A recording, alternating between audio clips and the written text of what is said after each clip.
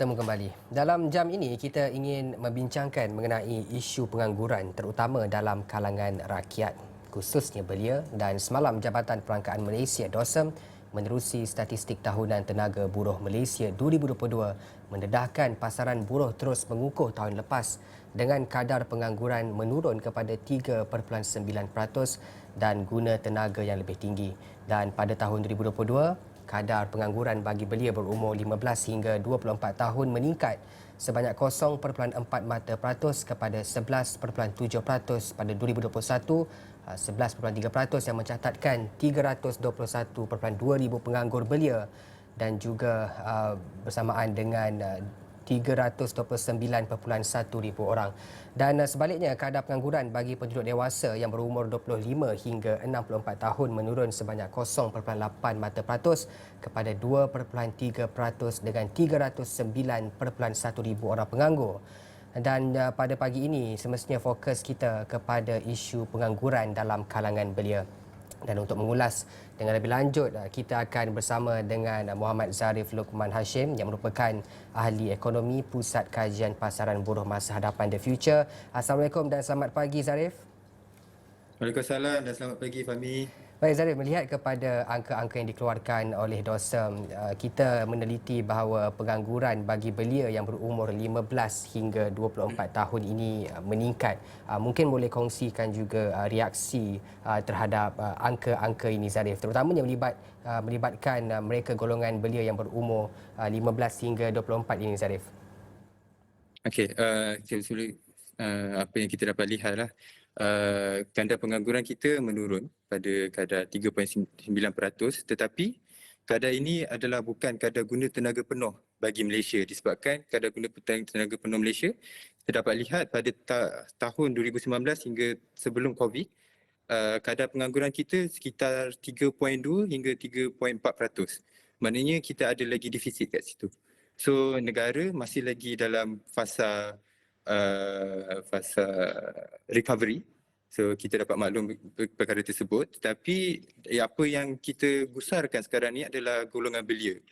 Kenapa golongan belia ni pengangguran dia meningkat? Salah satu puncanya adalah apa yang saya boleh terangkan di sini adalah salah satunya adalah gaji permulaan. Bagi golongan belia ni tidak setimpal dengan keadaan ekonomi semasa. Kita dapat lihat walaupun kita ada gaji minimum iaitu 1,500 yang telah ditingkatkan pada tahun 2022 tahun lepas, tapi ianya tidak setimpal dengan keadaan ekonomi semasa yang meruncing sekarang ni, terutama sekali mereka yang berada di bandar. Apa yang golongan belia ni lakukan untuk menampung perbelanjaan ataupun kos sara hidup yang berada di bandar ini, mereka akan berpindah daripada bekerja di sektor formal kepada sektor tidak formal, iaitu pekerjaan gig, penghantar makanan, penghantar e-hailing. Itu salah satu daripada puncanya. Punca lain adalah berkemungkinan pada kajian kami telah melakukan kajian menunjukkan bahawa golongan belia ni masih lagi tinggal bersama dengan ibu bapa mereka, parents mereka, dan apa yang kita dapati bahawa allowance yang disediakan oleh ibu bapa mereka lebih tinggi daripada gaji yang ditawarkan. Ini adalah golongan belia yang berada di pendapatan ibu bapa mereka lebih tinggi daripada apa yang ada lah. Ya. Dan Zarif, bagaimana pula dengan faktor kelayakan dan kemahiran mereka itu tidak setimpal dengan peluang pekerjaan yang ada dalam industri sekarang? Adakah ia memainkan antara faktor yang cukup besar juga dalam isu ini? Ya, bagi saya ini adalah salah satu faktor juga yang besar dalam faktor ini, tapi kita dapat lihat bahawa golongan belia ni pada masa sekarang ni kita pihak Jabatan Perangkaan Malaysia pada tahun 2019 telah menjalankan kajian berkenaan dengan kadar ataupun persepsi belia untuk melanjutkan pelajaran mereka. Didapati bahawa lebih 70% pada golongan belia ni tidak mahu untuk menyambung pelajaran. Ini adalah salah satu indikator yang alarming bagi saya, disebabkan negara Malaysia ni kita sedang menuju ke arah negara membangun ataupun developed country. kita negara membangun dan akan ke developed country, tetapi kita memerlukan lebih ramai lagi golongan-golongan belia ni untuk mengisi ruang dan peluang di dalam sektor-sektor yang berpendapatan tinggi supaya kita boleh memacu ekonomi ke hadapan. Tapi ianya tidak terjadi sekarang ni disebabkan oleh salah satu faktornya adalah golongan belia ni sendiri yang melihat pekerjaan yang formal ni tidak memberikan impact kepada mereka dari segi pembayaran gaji, dari segi kehidupan sosial mereka. Jadi apa yang mereka lakukan adalah mereka pergi ke pekerjaan tidak formal lah. Ya. Dan juga bila kita tengok kadar umur yang dihitung dalam golongan belia ini 15 hingga 24 tahun ini, kita dapat assume yang mereka ini kebanyakannya daripada lepasan IPTA ataupun graduan IPTA dan IPTS.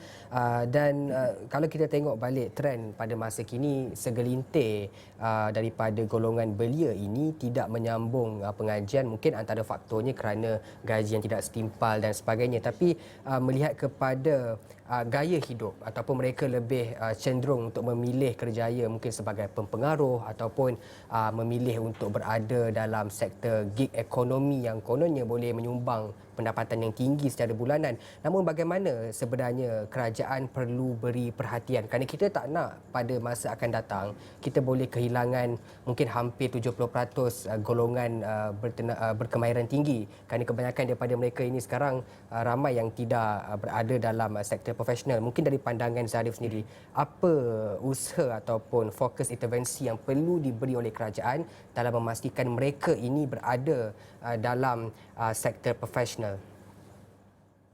Terima kasih Fahmi. Kami telah menjalankan kajian berkenaan dengan golongan belia. Terutama sekali adalah golongan belia lepasan Universiti IPTA dan IPTS. Kami dapati bahawa ada dua jenis intervensi yang boleh dilakukan oleh kerajaan. Satu adalah intervensi berasaskan gaji, iaitu peningkatan gaji, gaji yang lebih setimpal dengan pendapatan dengan sijil mereka. Dan kedua adalah non-wage, maknanya ini adalah persekitaran kerja itu tersebut. Kita dapati bahawa golongan belia ni, daripada kajian kami lakukan, mereka tidak memandang sangat berkenaan dengan hal gaji dan upah. Salah satu sebabnya adalah mereka tinggal lagi dengan keluarga mereka. Tapi dalam masa yang sama mereka lebih cenderung kepada ingin lebih cenderung kepada persekitaran perniagaan. Maknanya mereka lebih aware dengan kesihatan mental mereka dan mereka memerlukan persekitaran perniagaan yang lebih baik, kondusif dan juga yang lebih terarah kepada